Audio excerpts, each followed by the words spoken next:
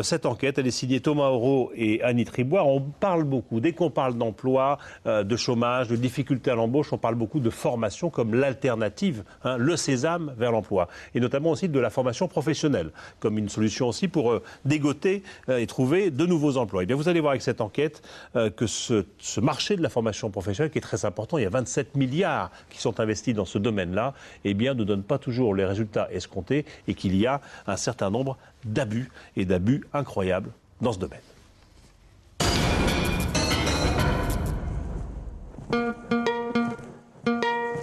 À première vue, on se croirait dans la salle d'attente d'un médecin. Mais ce qui se passe derrière cette porte relève plutôt du tour de magie. Vous venez d'entrer dans un cabinet de biochirurgie immatérielle. Une pseudo-méthode thérapeutique pour soigner par la seule force de la pensée. Le maître des lieux opère en public. Sa patiente souffre du dos. Pour la soulager, il lui plante une aiguille imaginaire. J'ai désolé par l'espoir.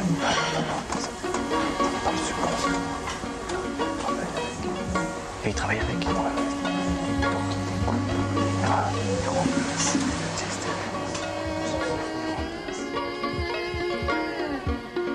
Le maître a inventé lui-même cette technique, plus proche du mime Marceau que de la chirurgie. À ses côtés, des formateurs qui enseignent la gestuelle au public. Ici, on y croit dur comme fer. Ces hommes et ces femmes sont venus pour apprendre et ensuite ouvrir peut-être leur propre cabinet. Car ils sont ici en formation professionnelle, dans un institut officiellement déclaré. Leur stage est tout à fait légal. Il coûte 2 500 € la semaine. Au revoir. Merci beaucoup. Ça va, ça vous Merci beaucoup, oui, tout à fait. C'est sidérant. Plus qu'étonnant, il faut le voir. C'est vous qui... Vous allez voir, vous allez parler de ça à des gens, mais oh, c'est des conneries, c'est trop beau pour être vrai, vous étiez de connivence. Non, les gens n'y croient pas. Difficile à croire, en effet. Comment de telles séances peuvent-elles passer au titre de la formation? Nous avons donc décidé d'enquêter sur cette incroyable nébuleuse que représente la formation professionnelle. En France, c'est un immense marché qui brasse des milliards d'euros.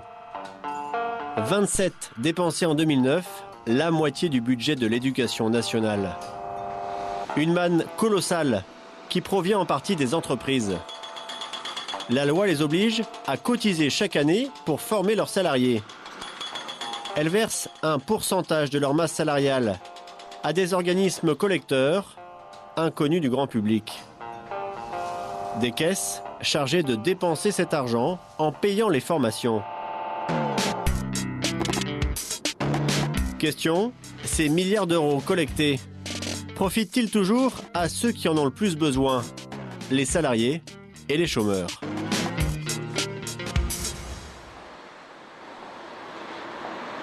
Pour voir à quoi ressemble un stage sérieux cette fois-ci, nous nous sommes adressés à l'un des leaders du secteur. CSP, spécialisé dans la formation des cadres. Jean Chaillet, le directeur, propose 600 stages différents. Là, c'est une formation, l'affirmation de soi. Donc là, on a une formation sur la négociation. Là, dans cette salle, il vient de se terminer, mais on avait un coaching. Il y a peut-être encore des gens, donc je ne parle pas très fort. Mais c'est une formation sur la communication orale et écrite.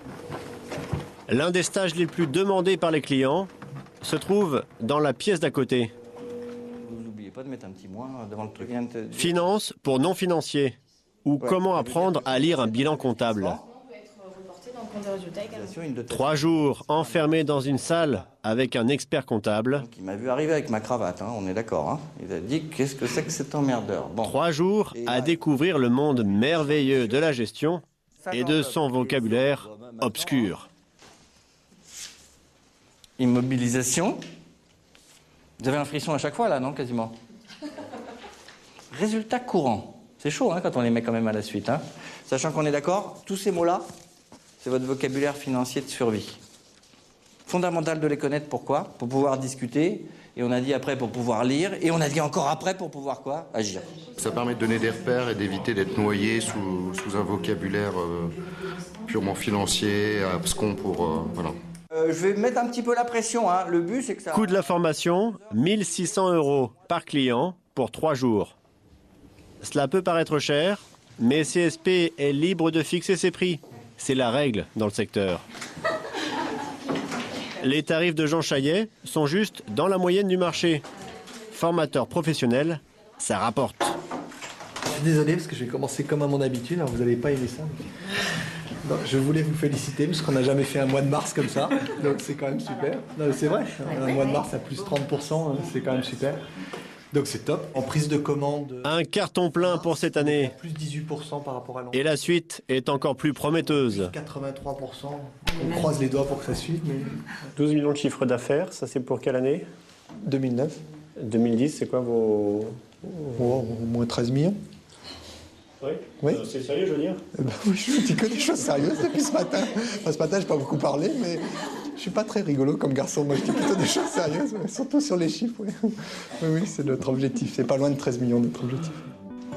Et là où Jean Chaillet ne rigole plus du tout, c'est quand il s'agit de recruter ses collaborateurs. Dehors, on se bouscule pour entrer dans son entreprise.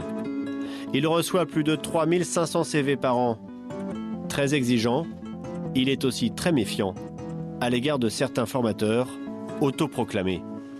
Ce spécialiste de la communication, par exemple, il le trouve un peu louche. Surtout quand Bernard fait valoir ses compétences d'animateur en affectivité et sexualité avec des groupes d'adolescents. La formation professionnelle attire donc parfois n'importe qui pour former à n'importe quoi. Nous, par exemple, nous avons poussé les portes de la direction du travail à la préfecture en caméra cachée. Pour s'inscrire, rien de plus facile. Le truc, c'est que moi, je suis journaliste et je voudrais faire une formation de technique de l'interview, des choses comme ça qui relèvent de mon boulot. Ouais. Mais j'aimerais bien aussi, parce que je suis un peu théâtre, j'aimerais bien faire une formation en théâtre, dans la même activité. C'est possible, ça, ou pas? Normalement, c'est possible, oui, je pense que c'est possible. Oui. Oui. Mais ça veut dire que monsieur, en fait, on ne va pas lui demander, il ne sera pas inspecté. Enfin, il n'y aura pas je sais pas, ses qualités pédagogiques, elles ne seront pas vérifiées. Non, nous, on ne vérifie pas la pédagogie, les qualités, tout ça. Nous, on ne vérifie pas ça. On vérifie sur le plan financier, si vous voulez. Voilà. On ne donne pas d'agrément, on ne dit pas il est bon ou pas bon. On dit juste il est enregistré en tant que formateur, voilà, et ensuite et sa comptabilité est en règle. Voilà. Un simple dossier à remplir, un extrait de casier judiciaire à fournir, et dans un mois, nous deviendrons formateurs en journalisme et théâtre, prêts à accueillir tous ceux qui seront prêts à payer.